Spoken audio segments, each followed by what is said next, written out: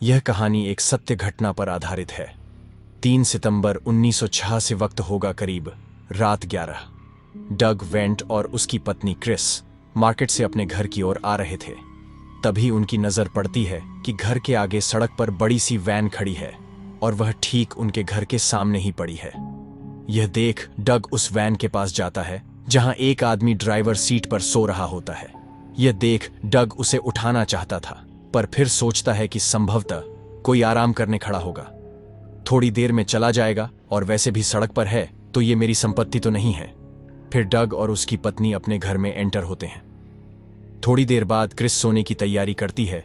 तभी उसे याद आता है कि कई दिनों का कचरा पड़ा है और वह डग को कहती है कि तुम इसे घर के बाहर रखकर आओ, तब तक मैं बिस्तर लगा देती हूं। डग उस कचरे को लेकर सीढ़ी से उतरता है और घर के दरवाजे को खोलते ही है कि सामने वही आदमी जो थोड़ी देर पहले वैन में सो रहा था, वह ठीक उनके घर के दरवाजे के पास खड़ा है और इधर उधर जांच रहा है। इसे देख डग को गुस्सा आता है और वहां चिल्लाता है कि कौन हो तुम और यहां क्या कर रहे हो, ये मेरी संपत्ति है। तब वह आदमी एकदम शांति से जवाब देता है कि मेरा नाम वेन नैंस है और मैं तुम्हारी पत्नी क्रिस के साथ उस फर्नीचर वाली दुकान में काम करता हूँ। और वह आदमी बताता है कि थोड़ी देर पहले मैं यहाँ से गुजर रहा था, तब मैंने देखा कि एक अज्ञात आदमी आपके घर की खिड़की में झांक रहा था। इसे देख मैंने उसे आवाज दी और वह भाग गया, पर मैं उसे ठीक से नहीं देख पाया क्योंकि अंधेरा बहुत था और मेरे पास टॉर्च भी नहीं थी। और फिर मैं सो गया था कि जब तक आप लोग आवो तब तक मैं नजर रखूं, पर मुझे नींद आ गई थी और मैं ही सो गया। पर जब मुझे लगा कि आप लोग आ गए हैं तो मैं जाने ही वाला था, पर आपने मुझे देख लिया। उसकी ऐसी बात सुनकर डग को उस पर भरोसा हो जाता है। कहानी में आगे बढ़ने से पहले मेरी आप सभी से एक छोटी सी रिक्वेस्ट है कि प्लीज चैनल को सब्सक्राइब करके मेरे साथ जुड़ जाएं, क्योंकि वह अपनी पत्नी क्रिस के साथ भी काम करता है। फिर वह आदमी कहता है कि अगर आपके पास टॉर्च हो तो हम घर के आसपास जाकर देखते हैं, शायद वह अनजान आदमी यही कहीं छुपा हो। यह सुनकर डग पहले तो उसका धन्यवाद करता है और फिर उसे अपने घर आने को कहता है ताकि दोनों साथ में टॉर्च ढूंढे। घर में एंटर होते हैं।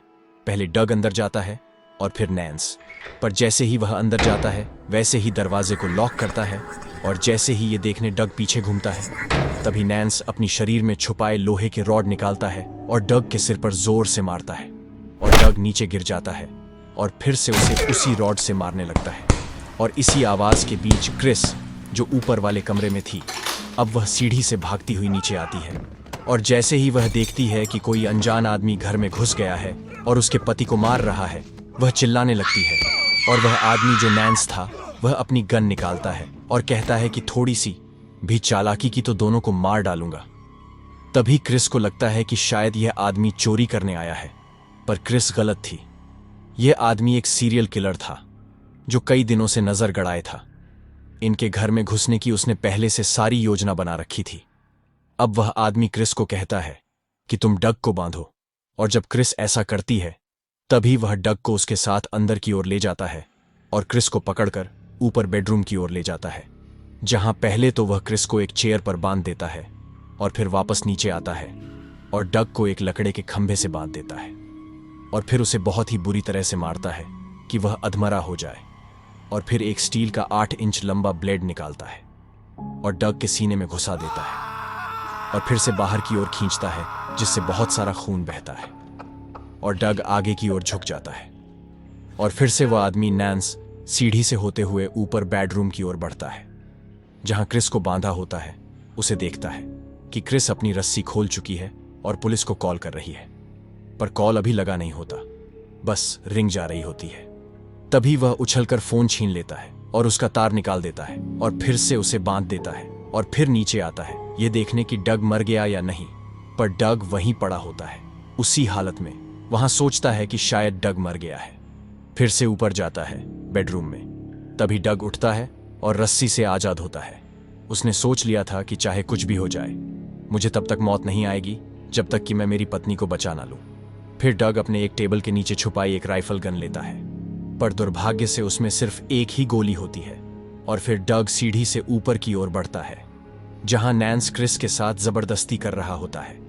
तभी वहां एक आवाज देता है और वह सुन नैंस डग की ओर बढ़ता है। तब डग अपने गन से एक फायर करता है जो नैंस के पेट में जाकर लगती है, जिससे नैंस जमीन पर गिर जाता है और अपनी गन उठाकर डग पर फायर करता है। पर खुशकिस्मती से 2 गोलियां डग के साइड से निकल जाती हैं और एक गोली डग के पैर में लगती है। पर फिर भी डग आगे बढ़ता है नैन्स के पास, क्योंकि उसने सोच लिया था कि चाहे कुछ भी हो जाए मैं मरूंगा नहीं मेरी पत्नी को बचाए बिना। और फिर अपनी गन को उल्टा कर उसके हैंडल वाले हिस्से से नैन्स के सिर और चेहरे के हिस्से पर जोर जोर से मारता है। इतनी जोर से मारता है कि हैंडल ही टूट जाता है और नैन्स की गन उसके हाथ से छूट कर नीचे गिर जाती है, जिसे उठाकर डग नैन्स के सर में 3 गोलियां उतार देता है, जिसे नैन्स की वही मौत हो जाती है। फिर उसके बाद पुलिस को कॉल किया जाता है, जिससे तीनों को हॉस्पिटल में ले जाया जाता है, जहां डग और उसकी पत्नी क्रिस दोनों बच जाते हैं और थोड़े ही दिनों में वे ठीक हो जाते हैं। बाद में पता चलता है कि जो नैन्स था वह एक सीरियल किलर था जिसने करीब 100 लोगों की हत्या की थी। यह एक मिसाल है कि अगर पत्नी किसी मुसीबत में होती हैं तो पति अपनी जान की परवाह किए बिना अपना फर्ज निभाता है। दोस्तों, अगर आपको ये कहानी के बारे में और विस्तृत जानकारी चाहिए तो आप गूगल कर सकते हैं what happened to Doug and Chris Wells. चलिए दोस्तों, मैं आपका दोस्त जिमी परेख मिलता हूं अगले किसी और नई सच्ची कहानी में। तब तक अपना और अपने परिवार का ख्याल रखें। जय हिंद।